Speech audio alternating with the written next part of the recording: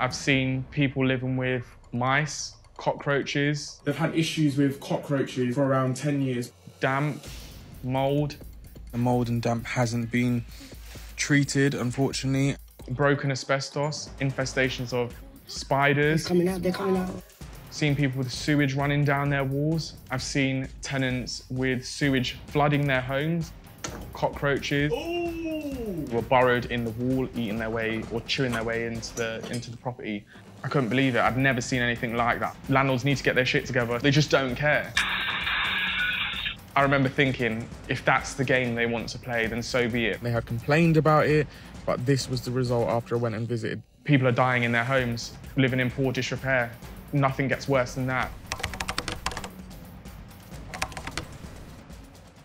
My name is Kwadwo Tweneboa, and I'm a social housing campaigner. I help individuals living in poor housing and try and give them a voice in order to get change for their situations. I'm going to be travelling the country, speaking to tenants, like the tenants I've seen in the past that are currently suffering with disrepair issues or housing issues, or being ignored by their social housing provider and need help. I'd been in social housing. The flat that I was living in with my sisters and my dad was essentially falling to bits. Mould, mice, asbestos, a bathroom which couldn't be used. Our back doors were broken, there were security risks to the property. You name it, it was a living hell. Then my dad fell ill with stage 1 esophageal cancer.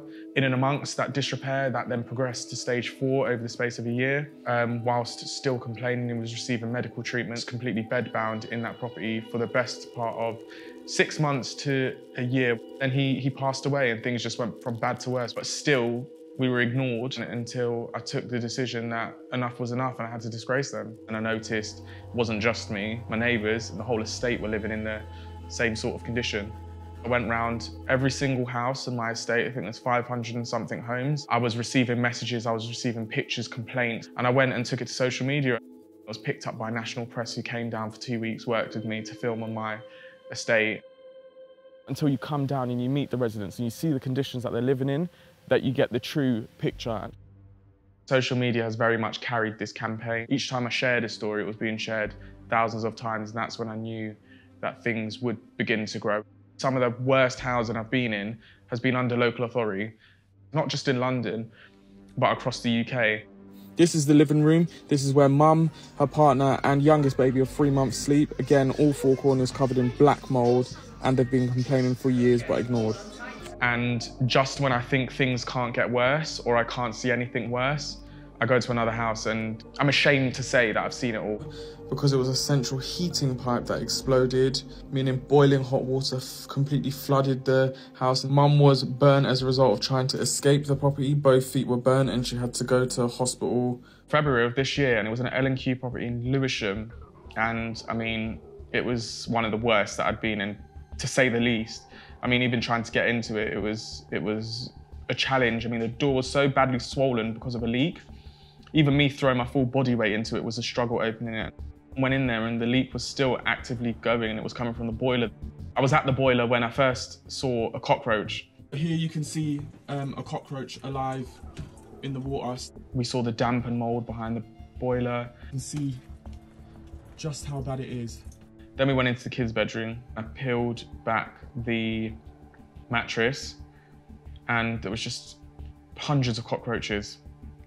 Hundreds of cockroaches. It's just completely out of order. And I remember mum, she told me that she had even found one a few days before in her ear. I spoke to her afterwards and she was just so upset. My mental health is completely damaged. I don't even want to say anything because I don't want anybody to come and take my kids away from me. I can't sleep, I can't do anything. I'm suicidal. I'm at that point that...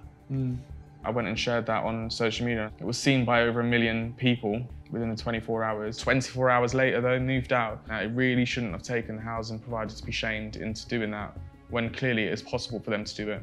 It's wrong, and know that no one should be living in these sorts of situations. So it would be to absolutely everyone is speak up, put your foot down and don't take no for an answer, because in a lot of cases, no is the wrong answer. And just because it comes from an organisation doesn't mean it's always right.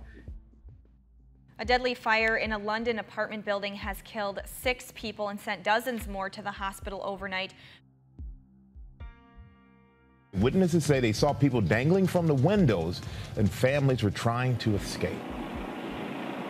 I remember watching the exact moment the Grenfell Tower pop up on the news screen. There were people actually in the building, and I remember the feeling straight afterwards and thinking they really don't care. They really, really don't care about people like me, about social housing tenants. And I thought things would change after that, but I mean, 4 years on, me starting this work, I realised it's not the case. They say lessons have been learned since Grenfell, very good at that, but from what I've seen, absolutely not. Within about 3 hours, there was nothing left of that building, nothing at all. What I've seen, and the reason thousands of people have reached out to me, is for the one reason that Grenfell happened and that Grenfell survivors had complained about, and that's because tenants are ignored and continue to be ignored. Residents who survived said they warned the building's manager about fire hazards for years. The residents had long complained to the council about the likelihood of a catastrophic fire. People have asked me in the past, do I think Grenfell can happen again, or something on the scale of Grenfell? And I want to say no, but ultimately I cannot lie, because from what I've seen in poor regulation and the neglect of tenants and disrepair, it could easily happen again. It really, really could.